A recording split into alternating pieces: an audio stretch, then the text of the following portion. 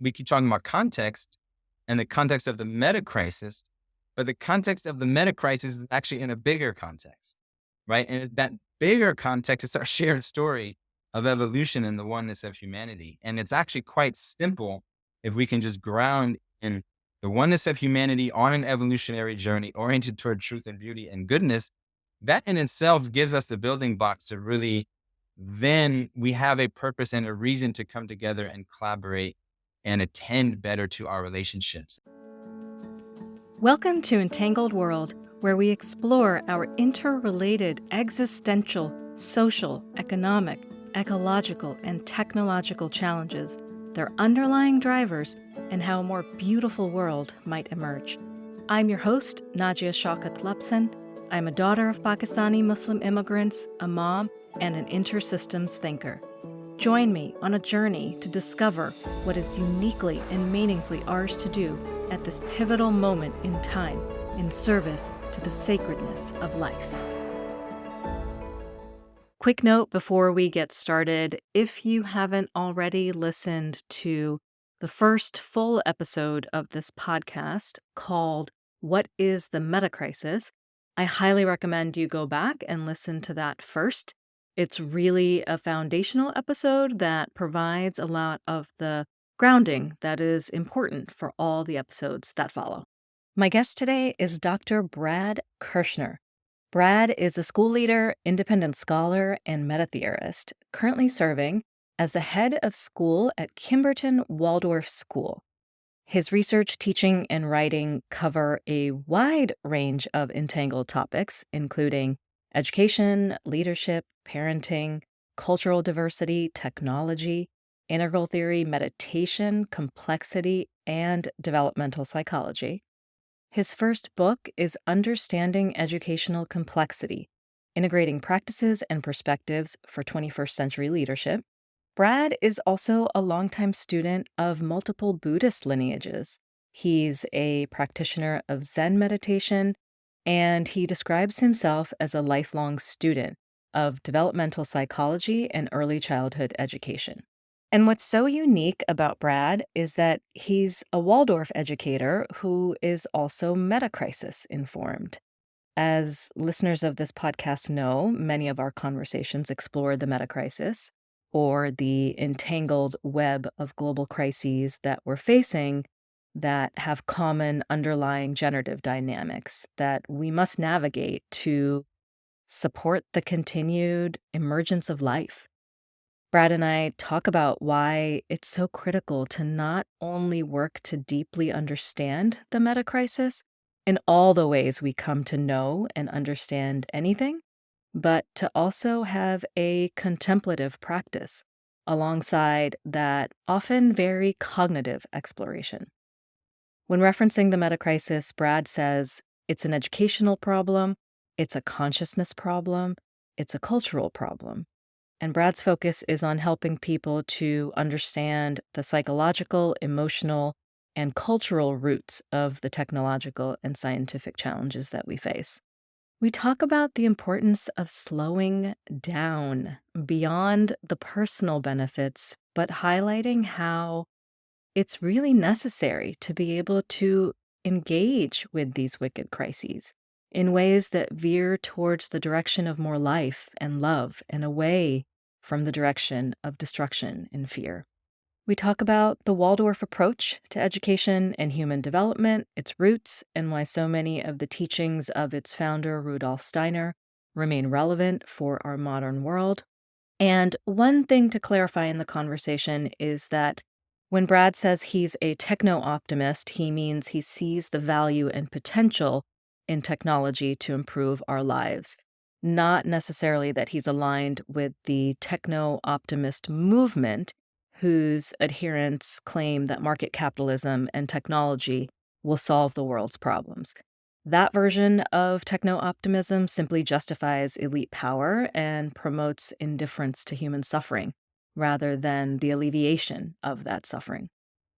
If you're a parent of any age, child, I think this conversation will be well worth your time in your already, I know, very crunched schedule.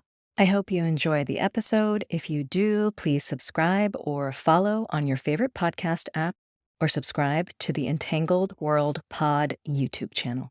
Thank you so much for joining me today on the Entangled World podcast.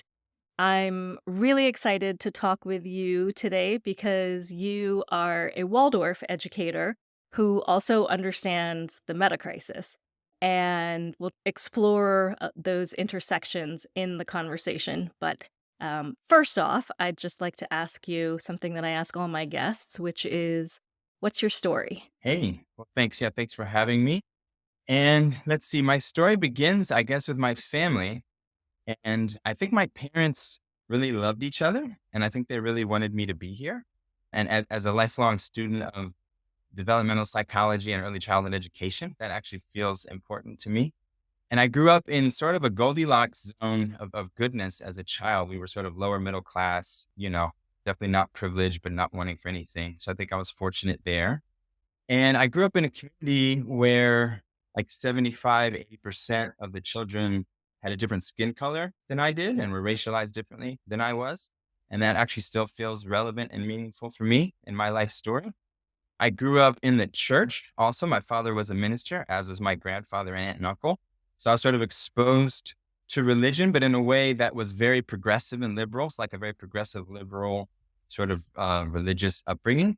But I mentioned that too, because I feel like I was able to, by the time I was a teenager, I was already sort of criticizing and deconstructing religion and really sort of finding my own path away from it. And I think the fact that I was able to go through those stages relatively young sort of helped me out a lot. And by the time I went to college, I really just wanted to do good and be good. And the first thought I came up with was to be a kindergarten teacher. So I was pretty settled on early childhood education as a young person, but, took a very circuitous path through different schools, moved to New York City, actually dropped out of undergrad a couple of times, did some traveling, ended up going to 3 different schools. And I was really fortunate when I landed in New York City. I sort of connected with my first cohort of soul brothers who were very interested in the arts and meditation and Zen Buddhism and got very into Zen, actually. And then later after I graduated undergrad, moved to San Francisco and was still in early childhood, actually was working as a preschool teacher in San Francisco, but also found a Zen teacher there who was a student of Richard Baker Roshi and Suzuki Roshi.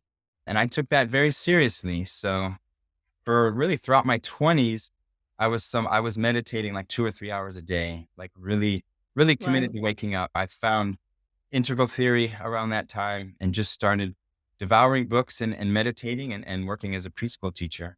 And after some time of doing that, realized that I wanted to go deeper into understanding and teaching about religion.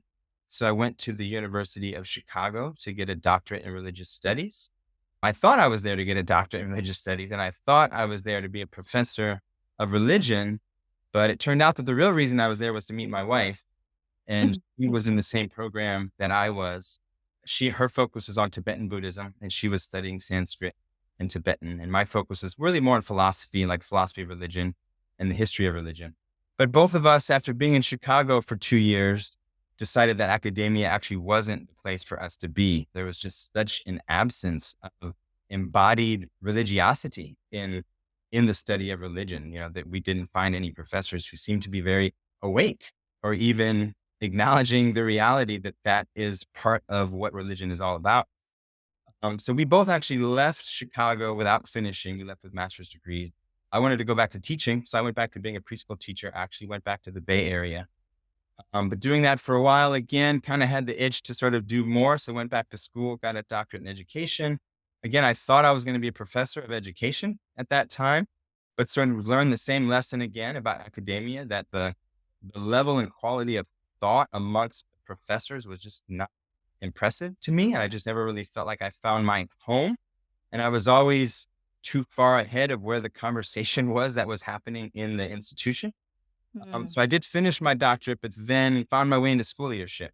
And that for me has really been the way of bringing it all together, because trying to sort of actually lead a complex organism of a school community and really sort of taking as much into account as possible but also being just really sort of small scale, local, like focused on my school community. And so I've been a school leader in a few different contexts. I worked in public charter schools in Boston.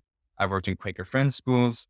And now, as you mentioned, I'm the head of school at a Waldorf school, which I just love very much. So that's a little bit of my story. And since that time, I'll mention too, just in terms of so one path is like education, which started in early childhood and then went into school leadership. But then another sort of parallel path has been my pursuit of sort of understanding religiosity and spirituality. And I went through various stages with that too. I started with Zen, then I did a bunch of Vipassana retreats, mostly because I was broke. And that's an awesome network for people who don't have a lot of money to do really intense meditation retreats. So I did about a dozen like silent 10-day meditation retreat, Mhm. the Vipassana lineage. And then when I lived in Boston, I found a Mahamudra teacher, Dr. Dan Brown, who just recently passed. And he was a real master. Actually, he was a very significant Mahamudra Dzogchen teacher. So I studied with him and some of his students and became good friends with people in that sort of Vajrayana Mahamudra Buddhism network over the past like 10 years. That's incredible. Wow, I didn't realize there was such diversity in your background. It's so nice to hear. I actually spent some time in the public education school charter sector for a bit. And yeah, I suppose that was the start of my journey of sort of asking these big picture questions of like, why is it that despite lots of well-intentioned people really working hard to improve public education here in the United States and abroad, and despite billions of dollars being poured into it, that we are still seeing relatively similar results, and the gaps between those students that are more marginalized and more wealthy continue to grow. Um and so it's interesting because I think in some ways we probably have some parallels in terms of how we kind of got to our understanding of what's happening in the world more broadly. And so I suppose to that respect, so on this podcast, we talk a lot about the metacrisis, which is really a word to describe the entangled set of global crises that we're facing today that are interrelated. So things like climate change, biodiversity collapse, income inequality, nuclear war risk, artificial intelligence risk, all of these sort of really gnarly, wicked problems that are entangled with each other and have certain common underlying drivers.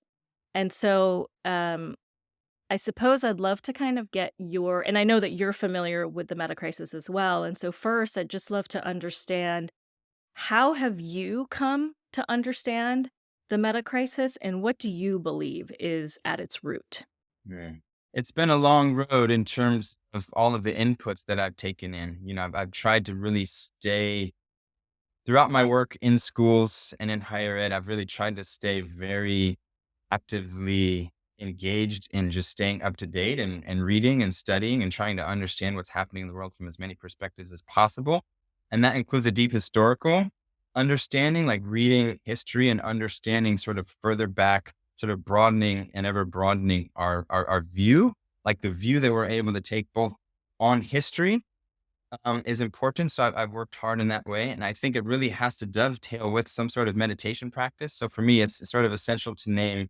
I feel like if for anyone who really wants to try to engage with the complexity of the meta crisis and actually for themselves come to a deep understanding of it, you really need both of those things, both the humility to take the time to really study and read a lot and become something of an expert generalist as much as you are able to, and not get too specialized or narrow.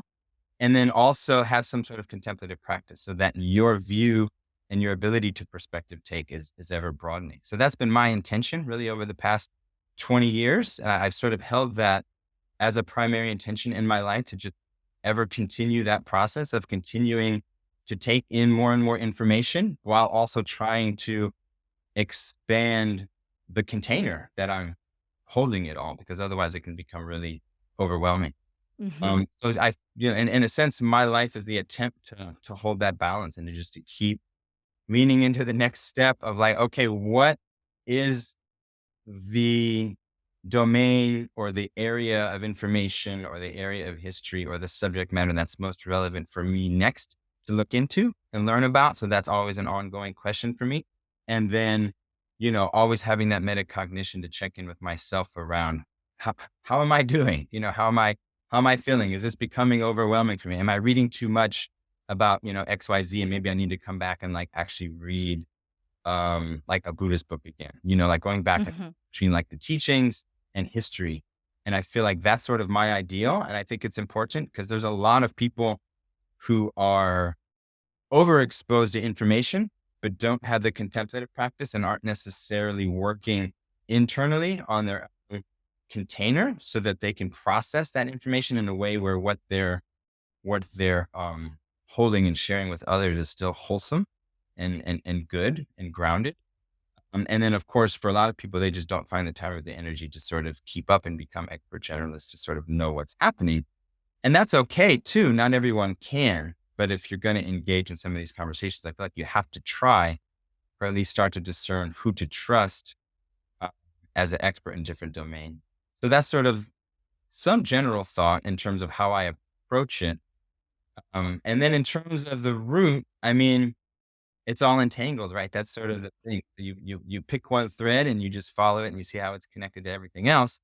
But I do agree with my brother, Zach Stein, who we see this as an educational problem. And I'm in education for a reason, and I feel like intuitively I've always been drawn to education for that reason. It was obvious to me when I was 17, and it's still obvious to me now that early childhood education is important, and how we raise our little ones is important, and the overall environmental facilitation of the evolution of consciousness and culture through how we hold space for young people and the sort of implicit and explicit transmissions that we give to children about who they are and why we're here and what it's all about and what it means to be human and how to think about the past, present, and future.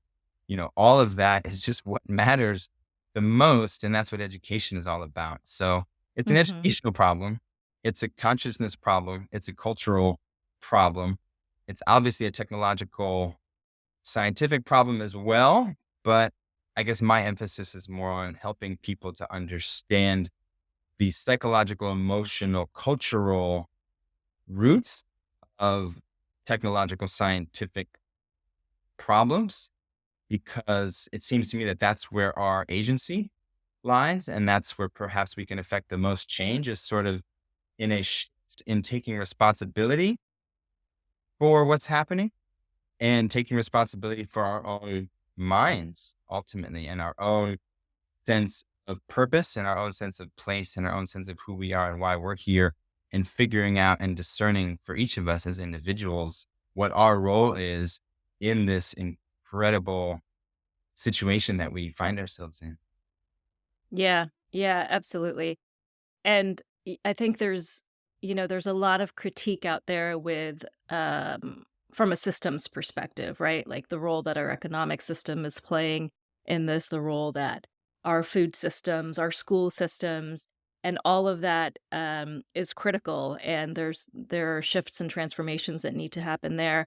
But there's, I think, fewer people who often kind of relate the inner world to the outer world. So what is it about our fragmented consciousness and our ideas of separation or some of our mindsets or worldviews that have contributed towards building the systems that we have now that are continuing to be destructive in lots of different ways. And so I'm absolutely with you. I'm sort of, I'm, I try to hold both of them and try to kind of fluidly move between them. I started practicing transcendental meditation a few years ago, and it's been a practice that's been really helpful for me to sort of be able to even engage with this work because it's difficult and it can leave you in states of, in depressed states and feelings of futility, and those are all important feelings and important places to be. And I think oftentimes our culture tries to rush us out of those spaces so that we can get back to work and be productive. And I think it's really important to just be in those spaces and not try to fix it, and I've certainly had my journey of kind of dipping in and out of those places, but I think that's also something I want people to kinda hear is that it's normal and it's appropriate that when you're processing some of this stuff that it really hits you on a deep emotional level, and that that is part of the journey to be on. Yeah. Yeah, we have to find ways to slow down and to help people slow down, right? There's too much Yeah. happening. People are too busy. People are overwhelmed with information, and that affects their sense of time.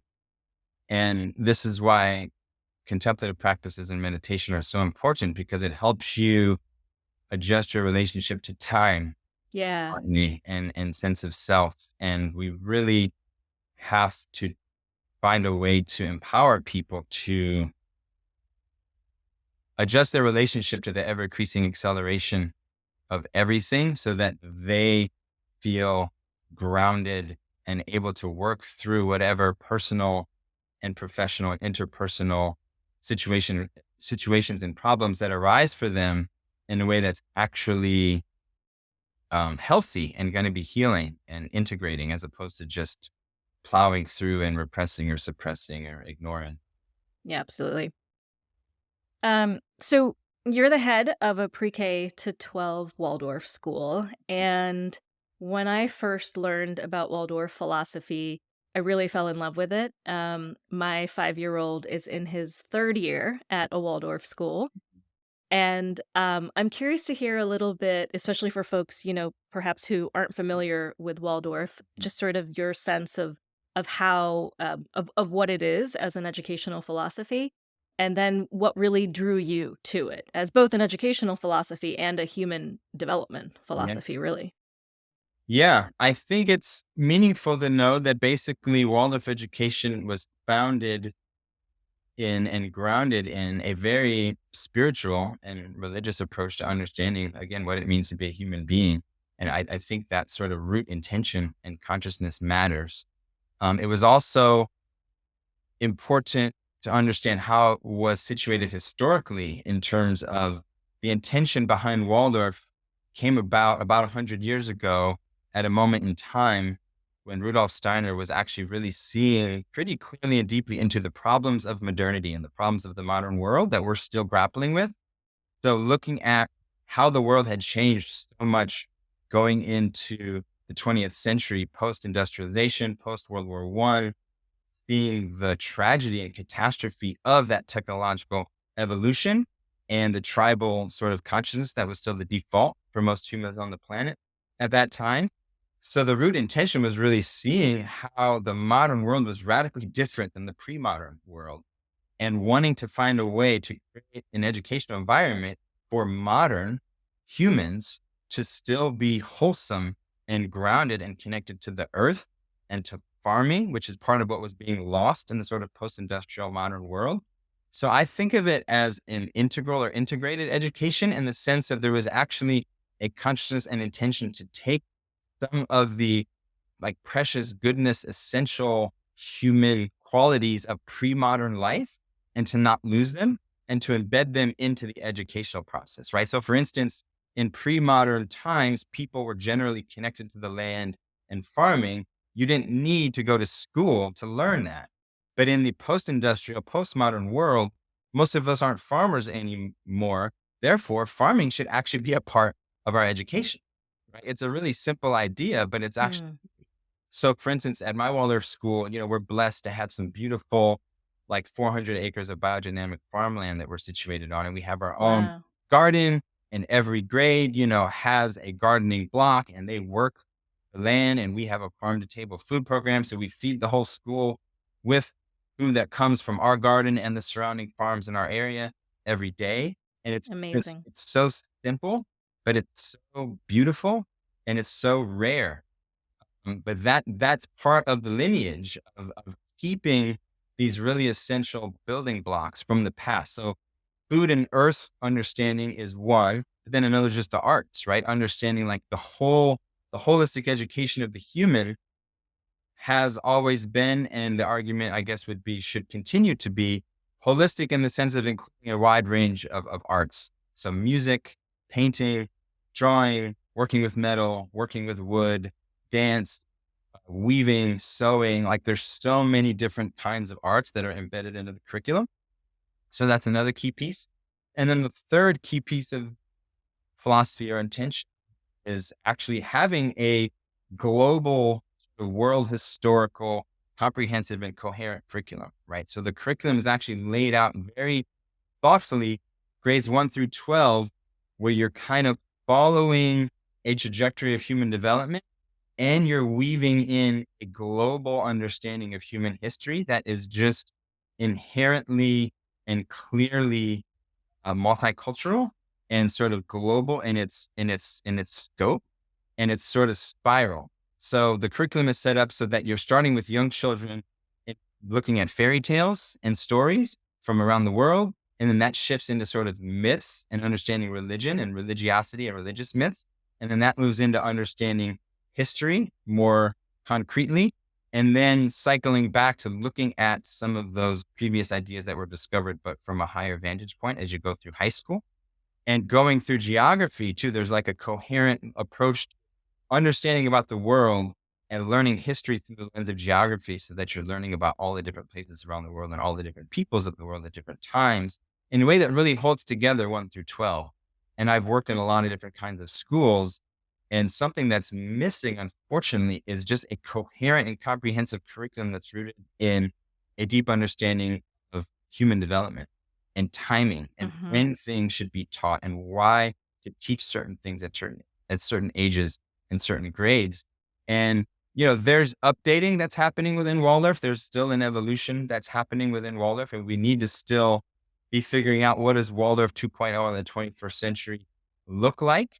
And we're always updating the books that we're reading, especially in high school. And it's not stagnant, but I have to say that my sense is that the coherence of the overall approach and the curriculum really holds up, and it was way ahead of its time.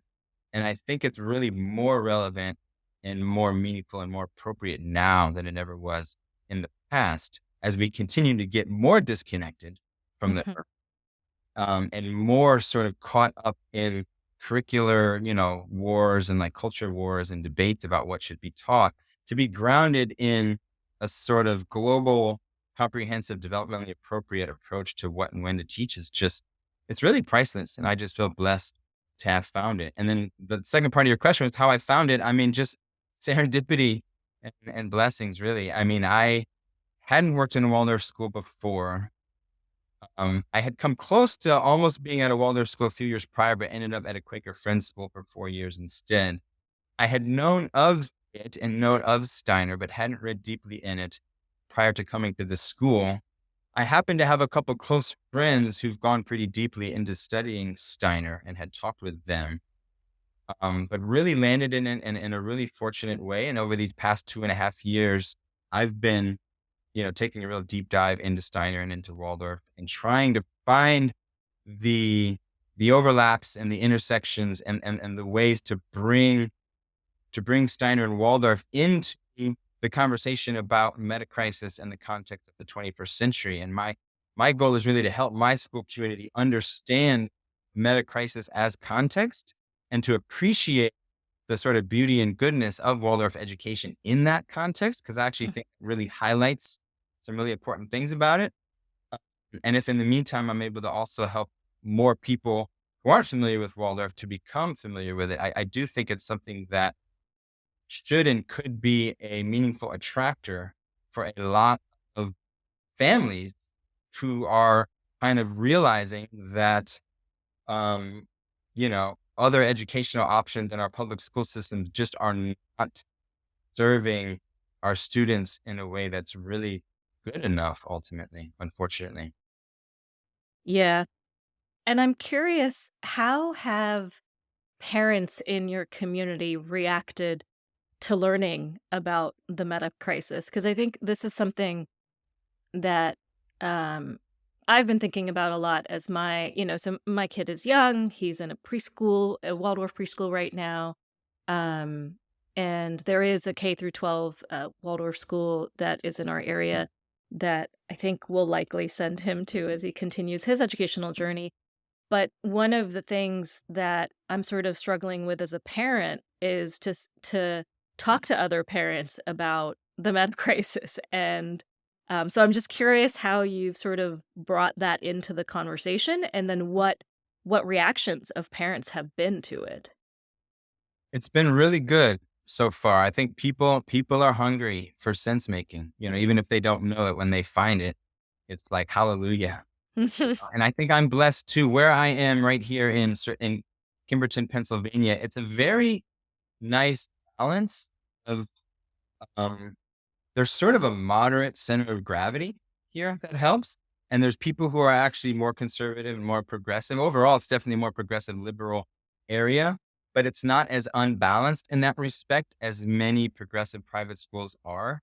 And Mhm. part of my learning working in independent schools is that sort of like progressive private school education in general, my sense is that it's gone really too far to one extreme, and it's sort of more aligned with one side of our cultural sort of Mhm. polarization that's happening, and that is not a good thing overall. Mhm. But Mhm. in my community, it's just more balanced, and I feel like I'm more able to speak really about polarization and above and beyond polarization in a way that's hard in a lot of school culture contexts because they're so identified with one side of that polarity. So if you're in a context where most people are strongly identified with one side of a cultural pole, it's going to be challenging to transcend and include both poles in a higher order conversation. I feel like I Yeah. happen to have fertile ground where I'm at, and it's been really well received. And it's just finding those entry points. And I find that in my community, and I think in education in general, a good entry point is technology, because technology and social media and teen and adolescent depression and anxiety are real issues that every Mhm. is aware of. So taking that as a topic and then opening it up to expand outward to understand that the context of the social media and adolescent mental health crisis, context of that crisis is the meta crisis, right? So Yeah. I gave a talk at my school a couple weeks ago, and I focused on the book Stolen Focus. So as a great book, Stolen Focus, it's really talking about all the causes of our sort of crisis of attention. But I sort of framed that whole book with the context of metacrisis, and then went into really just explaining the book and sort of extrapolating on that. So that's just one example of the approach that I've taken. I've taken a topic that's already meaningful and relevant, but then keep recontextualizing to sort of broaden the horizon of how people are thinking about what's happening, and always with an ethos and underlying message of, common humanity, like just the sort of basic foundational principles and values that we sort of need to be grounded in and reground ourselves in as humans to sort of transcend the cultural polarization that so many people are caught up in. Mhm. Yeah. I watched that talk and it was great. I love how you Okay. sort of framed it with the context of the meta crisis at the start of it. Um, and so, yeah, so let's talk about technology a bit, because I think that this is something um, that is difficult for parents as you're kind of thinking through, how to support your kids as they grow. And there's this general sort of, culturally, we're sort of generally leaning in the direction of like, oh, kids have got to learn, you know, they've got to learn technology early, they've got to learn to code. There's a big push for STEM and robotics and all of those things which are immensely valuable. But I'm also some of the issues that you're raising with respect to technology are also prevalent and important for us to kind of figure out how we support our kids. And I'm sort of, I guess the question I have is like, in holding the context of the meta crisis and what it potentially bodes for what the next few decades are going to look like, how do you think about technology and really teaching kids about the tools of technology? And so, for example, even in the broader context of, a sort of techno optimist future that many people hold, which is that, will continue to become a more technologically advanced species, and there's all these benefits to it. But there's actual physical constraints to that, right? Like we actually have a physical constraint around the amount of minerals that we have available in the earth and that are needed in order to create our phones and our laptops and all of our digital devices. And so I'm just curious how you're sort of holding that tension, and then in particular, how you kind of think about that in the context of education and your school and what you're doing in your school. Yeah, this is a big and important topic. I think that I am a techno optimist, but the way we get to where we want to go with that is not by continuing to do what we're doing. And it's definitely not by following the very misguided idea that earlier is better.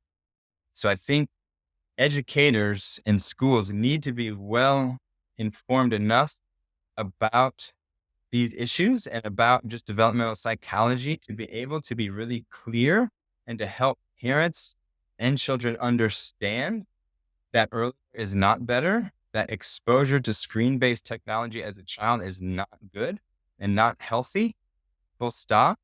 And we have to actually create much better boundaries and safety protocols and protections for children around technology because our current media ecology and infrastructure and attention-based economy where our social media sort of system is oriented toward attention capture in order to sell advertising. That's a fundamentally dysfunctional and unhealthy environment to grow a human in and to be a young human in.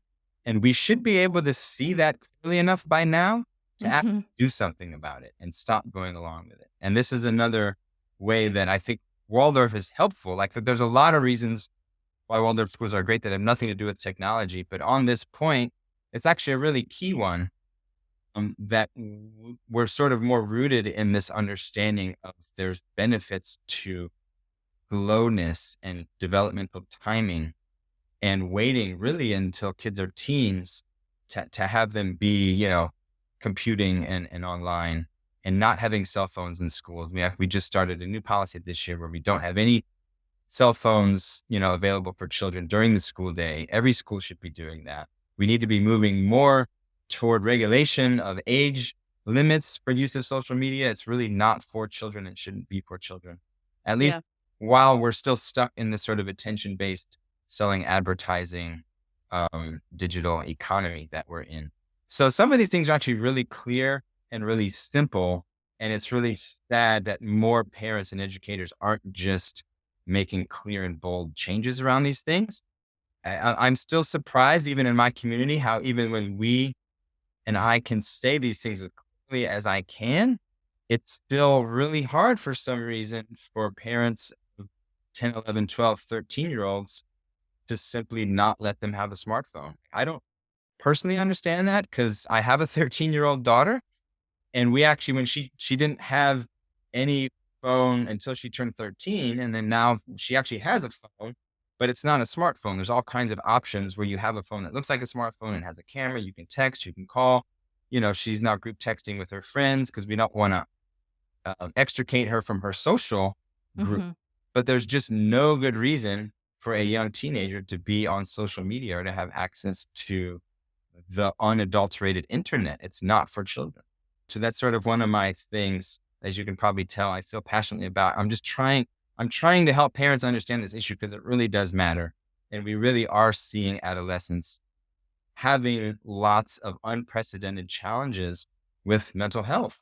And it's our job as adults to protect and educate our children in a way that so that they can grow into healthy, autonomous, sovereign individuals who are actually going to resolve some of these meta-crisis pickles that we've gotten them into.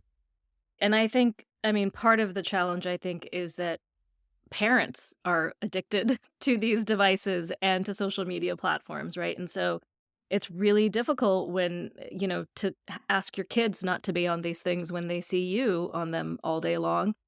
And then I would say, I think the other thing is it's the culture, right? Like, if you're a teenager and, you know, maybe if you go to a Waldorf school, it's easier because you have other friends who are practicing the same things.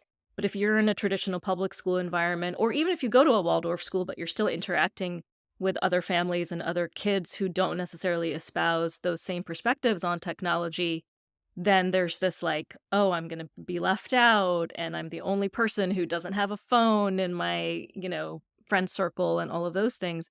And so that pressure, I think, is really difficult as our culture just continues to evolve towards a direction of, you know, more technology, learn the technology, this like high tech future that I still question whether or not we're actually going to have, but that many people do believe that we're going to have. Yeah, and one of the things that you actually said in that talk where you were talking about Johan Hari's book Stolen Focus is that we have an attentional pathogenic culture.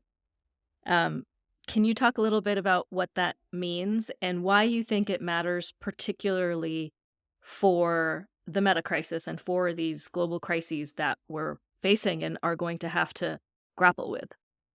Yeah. Yeah. That's a quote from Johann, I think. And I think what he's really pointing to there is trying to really see the way that our environment is set up to capture our attention in a way that's not oriented toward our best interests, right? And that's the way it could shift, and that's why I'm still a techno optimist, because if once we change the intentions and the purpose and the goals of our technological infrastructure, then we'll have different outcomes. Right now, it's important to understand the intention is to capture your attention. And growing up and living in that environment is going to end up having a negative impact on you and your mind.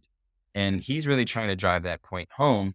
And as you spoke to, we can't be hypocrites and just tell our children to stay off. And what's our basis for doing that if we're addicted and our attention is captured as well? So there's so many things that need to happen on this front in order to create a healthy culture of attention cultivation, right? And both like as individuals, we have to take responsibility for our own mind and our attention. And that's loops back to what I was talking about, contemplative practices at the beginning. And we also need educators, policymakers to also like, we have more than enough information to make some really clear policy changes on these fronts. And I feel like we're reaching a precipice or a crescendo of sorts where there's more than enough information for us to make some really radical changes.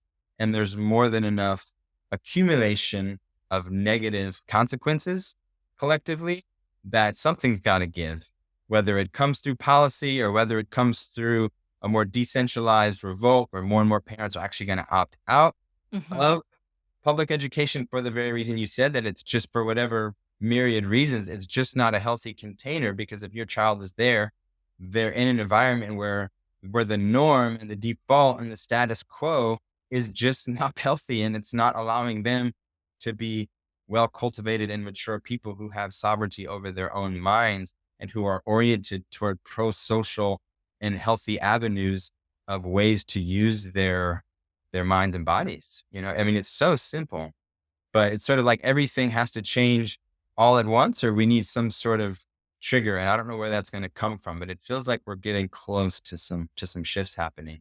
And I think that there are, like, again, like my community is a pretty good example of, even though we're not perfect and a lot of the teams still have phones, there's definitely like a growing sense of consensus that at least the issues are understood. And like when we came out with our policy to not have cell phones on campus, I got zero pushback. I mean, none. Mm.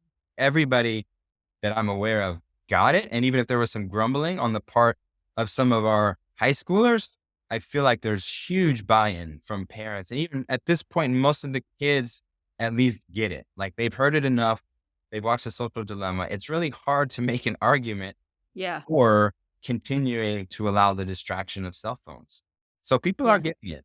When we were exploring different schools last year as my son was going to be going into kindergarten, I visited several different schools and I was just really shocked and disheartened to see, and this was across a range of public and private schools. So it wasn't just like, oh, this is only happening in public education.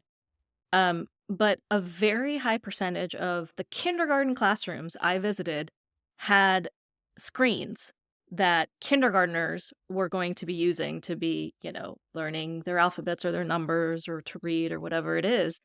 Um, and I was just so saddened by that to have like 5-year-olds sitting in rows of desks on a screen during the day. And I mean, we're lucky we have this amazing 100% outdoor Waldorf preschool and kindergarten that is close to us. And they always had a very significant outdoor program, but they shifted to 100% outdoor when the pandemic started. And so my son started going there when he was 3, and it's incredible. He's literally outside the entire day. And it's this beautiful school nestled in the woods, and there's classrooms, and there's very intentionally built and structured classroom environments even outside. But the experience that he's getting there, that we're so blessed and privileged to be able to provide for him, is so different from a child going to a building where they're sitting inside as 5-year-olds and working on a screen. For me, it's heartbreaking, and I don't really know what to do about it. Yeah. Yeah, I mean, I think there's so much happening in like the ed tech space, right? So a lot of parents feel like, oh, well, these are educational tools. They're not just like playing video games online. They're actually, engaged in educational activities. And oh, this app helped my kid how to learn how to read. Yeah. And so they see those things, they see other parents using those things. They're afraid that their kid is going to fall behind Yeah. if they don't use those things, and it just becomes this Yeah. this kind of spiral. Well, I'll just say that I think that is why continuing to bring attention to the attention crisis and focusing on that level of the crisis is really important because, again, like sort of the misperception that's happening there in those examples is people are focused on the content and a sort of surface level short-term outcome, right? And we're oriented toward short-term outcomes like, oh, as though reading earlier is better, or, oh, now they know this fact and they can regurgitate this thing. So that's a short-term outcome that seems like it's a good thing, but they're totally missing the underlying implicit, tacit education that's happening where they're actually teaching their children to have short attention span and to be oriented towards screens in a particular way that's fundamentally not healthy for their entire physiological and mental like being. So we have to find a way to point out those distinctions and to help people see that the sort of short-term benefits of learning to read faster or learning some piece of content faster is not nearly as important as building a really strong, healthy foundation for slowness and groundedness and being grounded in the real world and the importance of the real world and the importance of the sort of integrated psyche that's integrated with nature and with other people and the sort of foundational building blocks of human development. So, how can we prepare young people for the world they're inheriting, right? For navigating the meta crisis. And then more broadly, something I've been thinking a lot about recently is it even possible for us adults to do so, given that a lot of what we've learned and done has led to the situation that we're in, right? Like we're bringing certain ways of being and kind of problem solving mindsets to the situation. And so, yeah, so I suppose that's like a two-part Mhm. question. Mhm. Yeah. Well, some of it we've touched on in terms of, I think, a lot of the basic orientation and intention of Waldorf is just one example of how to approach childhood and at least pre-K through 12th grade education in a development appropriate way. So having a sense of timing, having a sense of the stages of human growth and that earlier is not always better, and like without getting into the weeds on that, just knowing that information and content is there. If you read developmental psychology or if you read more about Waldorf, you will find a vision of sort of what that timing looks like. So even just being oriented to that and wanting that is really important. Having this sort of integrated experience with the real world and relationships and community and nature and the arts, I think is important. And then the second part of your question is a really interesting one, and maybe we can try to go slow there and think that through, because it's an interesting paradox in a way of, um, well, who's teaching the teachers is sort of Mhm. one question, right? And Yeah. how do we as adults keep up with the ever accelerating evolution of society and culture so that we can be meaningful and helpful elders to our children? And I think once we ask that question, we've at least taken a first good step, because it means we're aware of the problem. And, unfortunately, I think it's pretty safe to say that most human adults in the world right now aren't really in a place where they're sort of thoughtfully and meaningfully asking that question, because they're not well enough informed about the context that they're living in to really know that that is the relevant question. But so with that said, we have to acknowledge, I mean, diversity of perspective is real. And, it's sort of asking the question in one way is like, well, how do we as adults who have messed things up so bad, how are we going to teach our children? And the answer is the people who are still oriented in a way that's continuing to destroy the planet are not going to help our children, right? If there's a whole widespread cohort of adult humans who have been completely oriented toward individual success, maximizing profit, or short-term gratification, right? Not having a seven-generation worldview, not having a global, all human, all in for all love worldview, right? Not sort of being grounded in themselves in terms of having some sort of contemplative practice. Those adults, parents, policymakers are not going to be the elders, right? So we have to turn that question just back on ourselves and our community is how are you and I going to be elders for our children? And, as I sort of said at the beginning, that's sort of once you realize the problem, then that is your purpose, and Mm. once you see the problem and once you start to feel problem, then you start to feel the intensity of the need to be the answer. And you've got to start wherever you're at, read a book, sit down and meditate of your kids, be mindful of what they're being exposed to, keep relaxing into the tacit quality of the relationships that you're engaged in. We really have to fine tune and improve quality of our relationships. And I think that's really something fundamental in terms of how to orient our attention and how to orient our priorities, whether we're talking about our family or our schools or our personal relationships. So much of our time and attention is ungrounded because it's caught up in screen based, secondhand, third hand, fourth hand information that we don't even know whether or not it's true well enough, because it's so far removed from our personal experience. We are so ungrounded in how we're accessing information and learning about the world that we have to pull back and reorient ourselves in our actual embodied relationships and love the people that we are with and relate, like put way more attention on the actual people who deserve our attention in our lives, and give a lot less of our attention to what's out there in the sort of abstractions and really oversimplified stories and really sort of just overly overly mediated information processes that cause sort of different kinds of dysphoria and confusion. And the only way we can be the elders that our children need is to be present with them, right? So like get off our Yeah. phones and be with our kids is kind of part of the answer.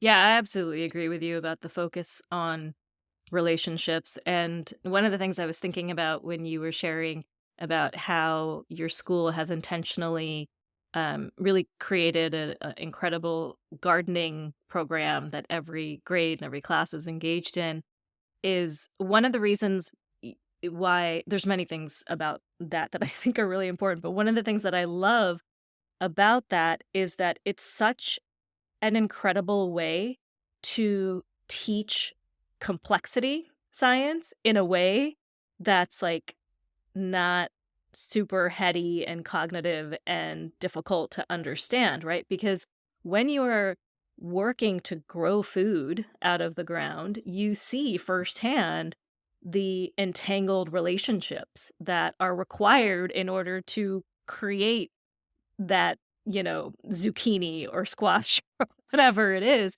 And it's also like amazing practice in learning that we humans don't have control over nature. We can't completely control the outcomes of our gardens.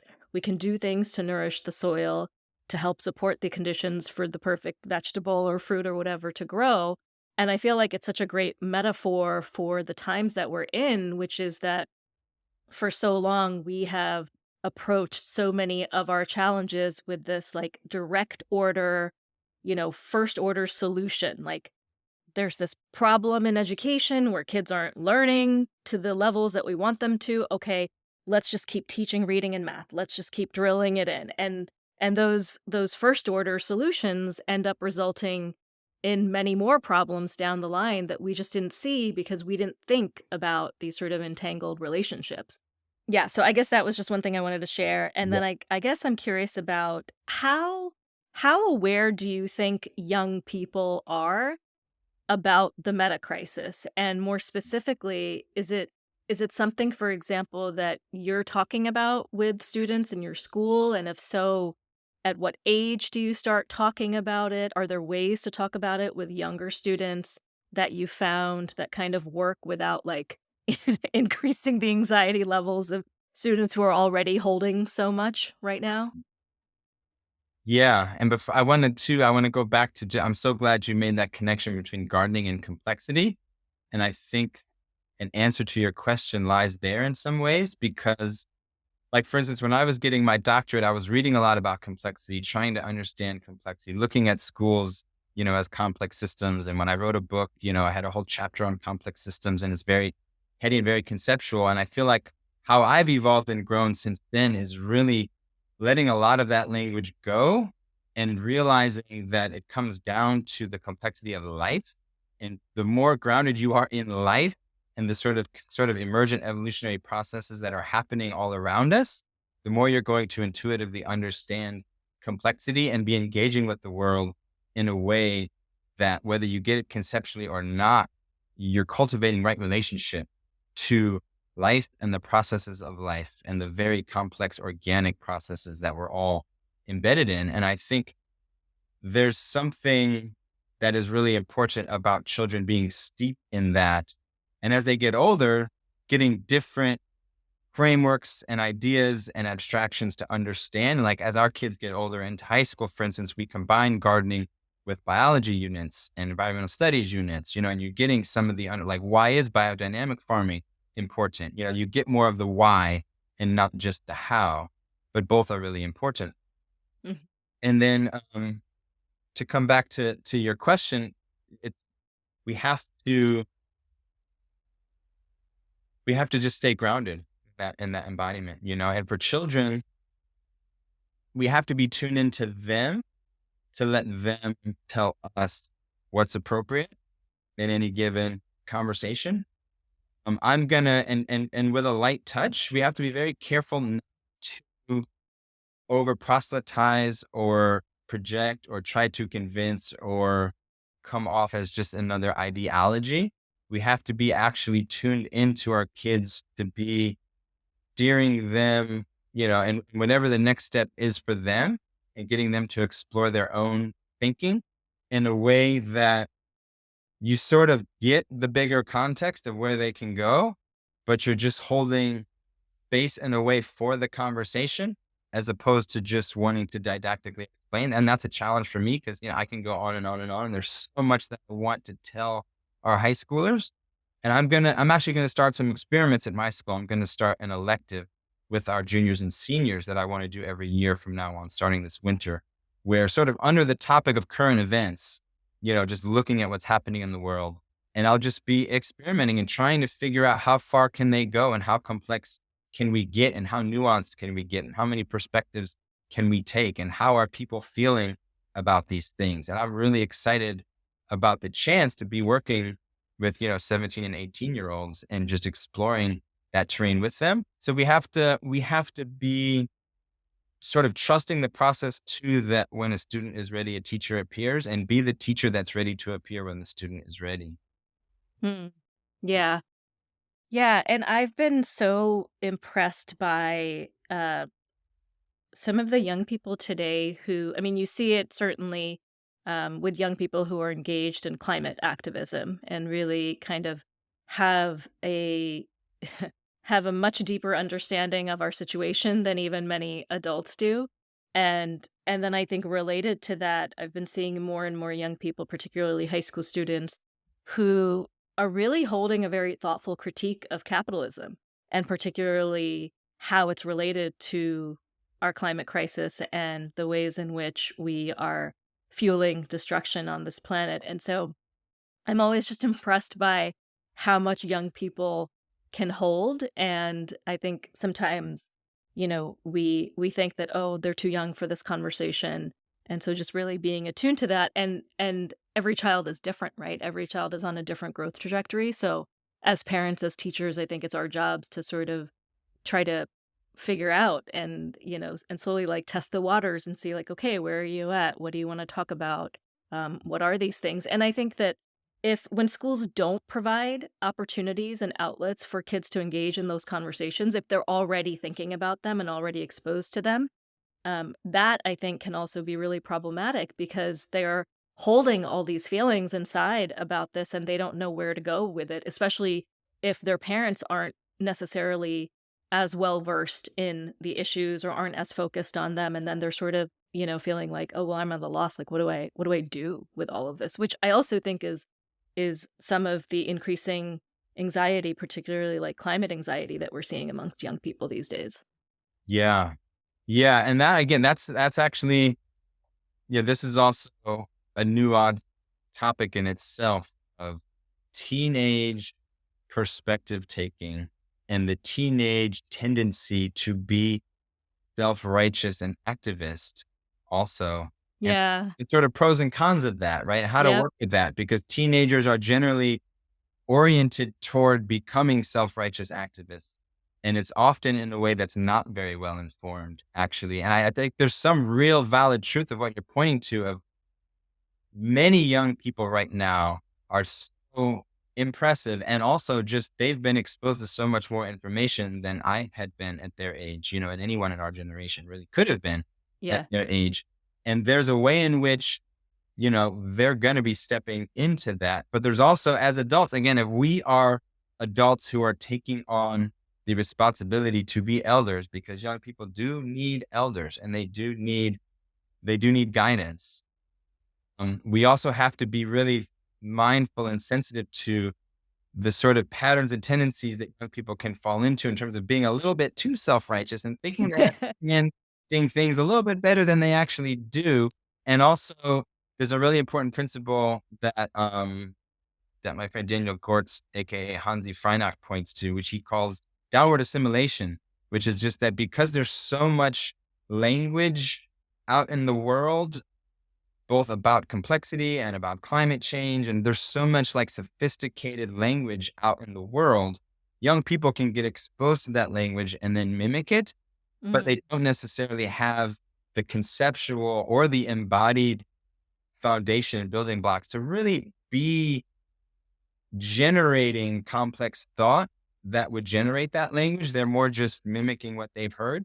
And sometimes it's really hard to tell like where people are at because they can talk a Mm. game, Yeah. but like, do they really get it? And that's why we have to have elders and educators who are able to have like slow those conversations down and poke and prod and really get young people to think and to not just regurgitate and to not just pick a side and to not just say the things that their side is saying. Because frankly, I mean, in my experience, that is more the norm than the sort of really nuanced, reasoned teenager who's going to be like, post partisan, post polarized, taking really, multiple perspectives on a situation and grounded in wisdom. Like that's Yeah. that's still further down the road. So we have to help them get them there and not let them fall into just like being the next Greta, you know. So I suppose speaking of sort of elders to be there for our young Mhm. people,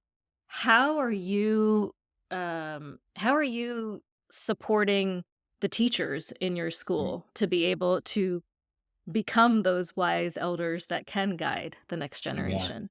Yeah, I that's know the that's a big question. question. It is. And it goes back to who teaches the teachers. It's an ultimate question. And, my approach is generally like slowly and carefully, because people are complicated and individuals, like every individual is different. And like trying to figure out every teacher and parent in my community is a real challenge. And having approaches that sort of meet many people and where they're at is challenging because people are in different places. But there's a few things that we're trying to do. One is, in a sort of simple and didactic way, like reading is fundamental, And actually, so every summer, the past 2 years, we've been doing mm, required reading for all staff that touches on a lot of cultural topics beyond just education. So I actually gave like 6 or 7 choices of books that staff could read and then formed small groups when we came back in the fall that had discussion groups around those books. And we read books related to climate, related to gender, related to technology and attention, related to cancel culture, related to politics and polarization. So that's sort of, I think, will be an ongoing thing is building the expectation that actually, in order to be a good educator working with children, you do have to continue your own education about what's going on in the world. And actually, this is something that Steiner saw very clearly. And there's some great quotes from Steiner that I read to my staff where he really is very strong about trying to convey to the first teachers of the first Waldorf school the importance of understanding your historical context and being very engaged in the world and very engaged in what's happening in the world and not allowing yourself to just be in a little bubble, but to be a person of the earth and the planet in your historical time period. And that is the fundamental intention of every Waldorf teacher, or it should be. So I remind people of that and expect them to continue their learning. Another thing we do is we hold regular what we call conscious conversations, which are just sort of informal gatherings for myself and our school counselor, sort of co-facilitate this on a regular basis. And sometimes they're topical or sometimes we'll have a reading, but mostly we've just had them really be open-ended and people just show and I just sort of reframe the intention, the guidelines for how to have a conscious conversation, and then just kind of see what comes up. And those have been small but really meaningful. And then, yeah, just our ongoing work as a staff is just trying to be as reflective as possible, being really thoughtful about not just going along with what other schools are doing. Like the status quo isn't good enough. And that goes for economics, that goes for politics, and it also goes for education. Just the norms that are being established out there. And just like I get tons of emails every day about what other schools are doing. And I'm just perpetually disappointed because people are just going along with what everyone else is doing. And it's like no one's steering the ship. And there's not a lot of clear leadership in the world of private education that I'm seeing that's really oriented in the way that this conversation is oriented of like, this is what time it is. This is what's happening. This is the sort of way in which the evolutionary impulse is being called to show up in this moment in order to actually resolve the situation that we're in a fundamental and meaningful and ultimately loving way.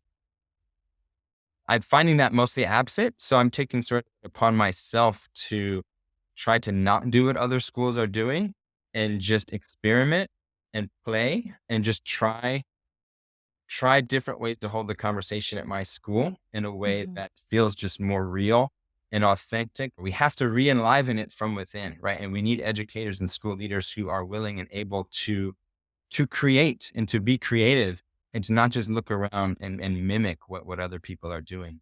I think what you're raising is so important and something that I agree is just not being paid enough attention to, which is like, what is the context in which our kids are growing up? And if you aren't constantly continuing to refine and develop and deepen your understanding of what's happening globally, then how can you possibly prepare young people for a world that they're going to inherit that continues to change, by the way, at such a rapid pace that there's no way that you could ever keep up from a content perspective. And, I started thinking about this when I first was really digging deep into understanding climate change, and I was still working in the education sector. And at that point, I was thinking, like, how can we possibly, you know, how can we possibly claim that we're providing good education to students when we're not even talking about the context of climate change and the world that they're going to inherit and how that is going to affect them? And then, of course, my lens broadened as I started to understand that that was just one symptom of a really a global failing human system that we've created, and there's Yeah. many different aspects of that. I don't know if Also, I could just say, and also just seeing how the problem, like I said it before, but I'll say it again, problem and purpose go hand in hand. Like understanding the context is important, but then also trying to clarify for people the implication of that is that this is why we're here. Like yeah. here to resolve the mega crisis. We're here to figure this out. We're here to love each other so much that we're not going to let it all go to shit. And that should be enlivening. It should be optimistic. It should be, it should be oriented toward goodness and beauty. And all of that is still possible while being aware of this context. It doesn't need to be this heavy downer that almost like, I feel like some people have trepidation to really sink teeth into some of the scope and the implications of the crises that we're facing because they can be pretty overwhelming. Yeah. But I don't know, for me, it's also, like, enlivening because it's like, well, what like, yeah, this is why we're here. Like, make your life meaningful, make your life purposeful by facing this head on and not avoiding it or just ignoring it. I absolutely agree because I think it's like there's so many different systems and so many ways, so many systems that we need to change and so much transformation that has to happen. It's sort of like, yeah, pick what resonates the most with you, right? If you're like really interested in our agricultural food system, pick that and get to work on what a better one would look like. If you're, really into renewable energy, pick that. And so there's to me, I absolutely agree with you that there's this coupling that is exciting and I think can give people some of that meaning. I think you know, John Vervaeke talks about the meaning crisis that so many of us are feeling, which is like this kind of like we're lost in the ether. What are we actually doing here? And does anything that we're doing actually matter? Yeah. And to me, this is the framing that provides that kind of meaning Yeah. context.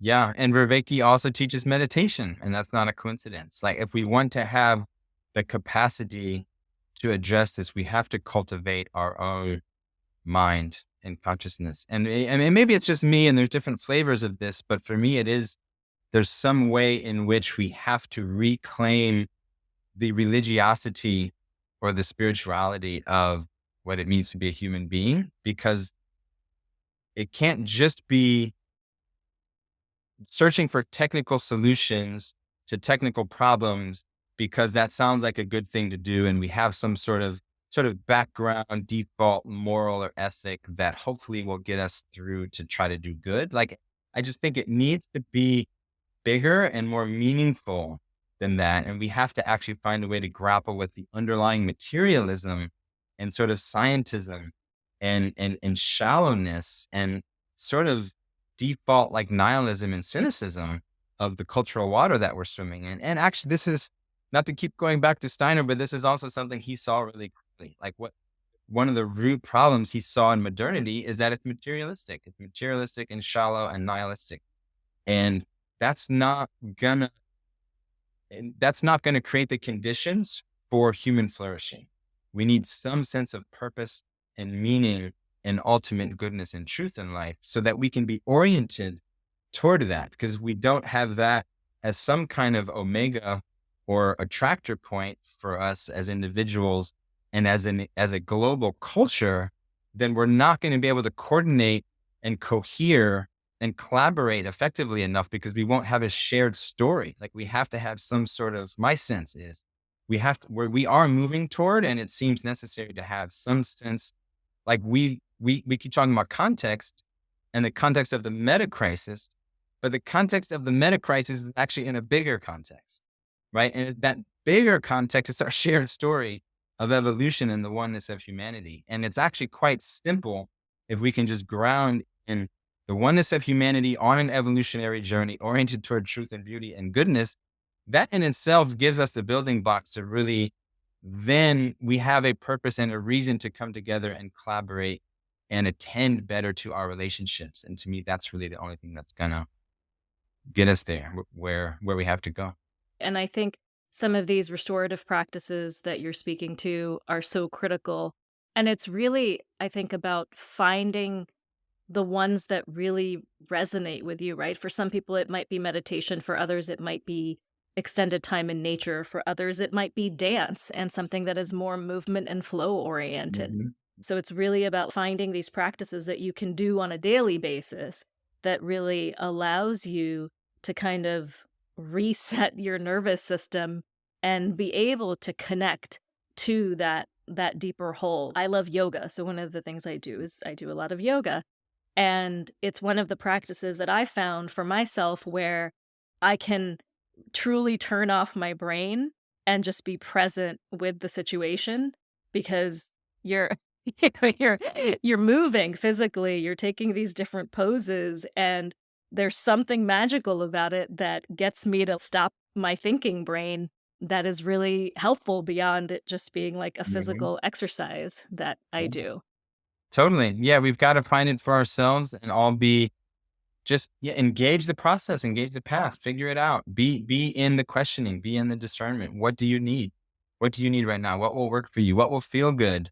And be attentive to those feedback loops of trying things and seeing how they're affecting you. And it's possible for everyone to find their unique path forward. And I Yeah. think that's what's happening. On some level, I believe that that is what's happening. So switching gears a little bit, I did want to touch briefly on higher education and get some of your thoughts there. So I think, many young people are really frustrated with the cost of higher education and, what's even required to be able to get into a quote unquote good school, the debt that they get loaded with upon graduation, and even just the idea of getting a regular job, right? Many young people are highly critical of capitalism.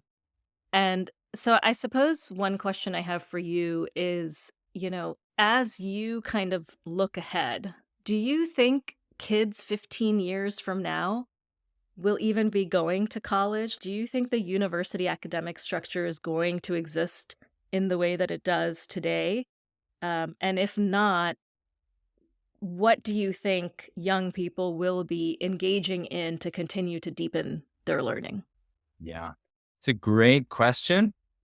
I don't know really, but it's a great question. And I can take a little bit of time to unpack sort of, I think, how we can think about the situation of higher education. I'm not an expert on higher education, but I do have a lot of experience in higher ed. I've been to like 6 universities, I think. Um, and it's deeply problematic, as you mentioned. It Part of it is the economics. The economics of it really just don't make sense, and the fact that we're in a situation where the only way to keep the whole system going is to periodically have some sort of debt Ye- jubilee. Yeah. It's sort of like we actually need debt jubilees because it's so ridiculous. The cost, that's just a fundamental problem that's going to have to break in some way. Tied to that is just, yeah, I could see though, I could envision a reorientation of higher ed in a way that just makes sense. Like some of the problems are pretty obvious. If you look at the last 20 years of higher ed, the bloating and the overhiring of administration, so much of higher ed money is going to administration and so much less is going to teachers, like actual Hmm. teachers. And even that is like there's a tension between research and teaching in higher ed. I think if we oriented it more toward incentivizing teaching and not just research, that would be important. Or maybe even having like separate tracks for that. And then we have to find some way to really clean house in terms of administration and getting it simpler So I think many universities would do better if they actually became more simple and smaller and scaled down versions of themselves, kind of getting back to the roots. Maybe we need a sort of decentralized popping up of new kinds of schools to do that, or maybe we need some large schools to fail, and collapse under the weight of their own bureaucracy. That's definitely possible. I think probably both of those things will happen. I think there will be some economic failures and collapses in higher ed. And I think there will also be some interesting new experimental pop-up things happening. And it'll be interesting to see what happens with the story we tell ourselves about the legitimacy of those alternatives versus the status quo. For my own daughter, I've been clear with her from day one that college is like not a requirement or an assumption. It's very much about you being in discernment about what you want to do and whether it makes sense for you. On that front, though, I'll say too, that's hard. That's a lot to ask of a young person to really know what they want Mhm. to do. I mean, when I think of myself, I didn't, and I kind of bumbling and stumbling through the Yeah. undergrad years does actually have some good things to say for it. I mean, that's a period of your life where I personally do believe in a sort of liberal arts education ideal, and going in as a young person, not knowing what you're going to do in life, reading broadly, studying broadly, learning about a lot of different things, and being engaged in the process of figuring out what your path is. So we do want to make that accessible for young people. And if college doesn't become more affordable through some sort of bureaucratic reorganization and simplification, then we're going to need new ways for kids to do that. So I really don't know. I really don't know what's going to happen, but it's definitely a problem, definitely not sustainable. The ideological capture and sort of bureaucratic capture of higher ed is a real problem. So problems tend to lead to crises, which tend to lead to resolution, but I don't know what those resolutions are going to be. Yeah, and I think that in particular for private universities, it's a real conundrum because they are still operating in a for-profit capitalistic Mm. environment, right? Where they've not only got these giant endowments that they're sort of now compelled to continue building and not kind of drawing down on, but, continuing to raise tuition costs and continuing to be in this environment where they're competing for students. And so you see, in some cases, you see ridiculous things like the types of facilities that are being built at private universities that look more like spas rather than Yeah. educational institutions, Yeah, it's which is gotten out of hand. And one thing I don't understand is why so many wealthy people give so much money to universities that are already ridiculously wealthy. I really don't understand that model of philanthropy. I couldn't think of a worse way to spend my money if I was super wealthy than to give it to a really wealthy private school. yeah, Yeah. yeah. Yeah. Not to be too cynical, but I imagine that there is something to do with access and Yeah. And having your reputation. name on something. Yeah. Right, right, right. Well, we are coming close to the end of our conversation. And so I suppose the last question I just have for you is who would you like to platform on the podcast? Well, it's a dangerous question to ask me because I'm blessed to know a lot of amazing people. You probably already heard of some of them, so I won't name the ones that I think you've probably already heard of. Mm. One brother who comes to mind is Layman Pascal. Maybe you've heard of him, Hmm. but I'd recommend having him on the show. He's a good complexity shaman to talk to. I Hmm. actually got a chance to work with Layman for a couple years on a meta-political project called the Reconstitution, which is something I did on the side a few years ago. So Hmm. Layman's a good guy to talk to. Another good friend of mine who's a Buddhist teacher who also understands some of what's going on in the world is John Churchill. I don't know if you've come across John at all, I but haven't. he'd be a good person to talk to. Um, so I could keep going, but maybe those are the Yeah, few to come to mind. I could tell you more offline if you want. that's Yeah, great. Thank you. yeah, Thank you so much. Well, yeah. thank you so much, Brad. This was a wonderful, eye opening conversation. Thank you. It was such a blessing to meet you, and I'm just so happy that I got to talk to you. Thank you. Thank you. If you liked the episode and want to hear more conversations where we explore how a more beautiful world might emerge, subscribe or follow on your favorite podcast app or the Entangled World Pod YouTube channel. If you loved it, support the project at patreon.com/Entangled World. Thank you for listening and for coming on this journey together.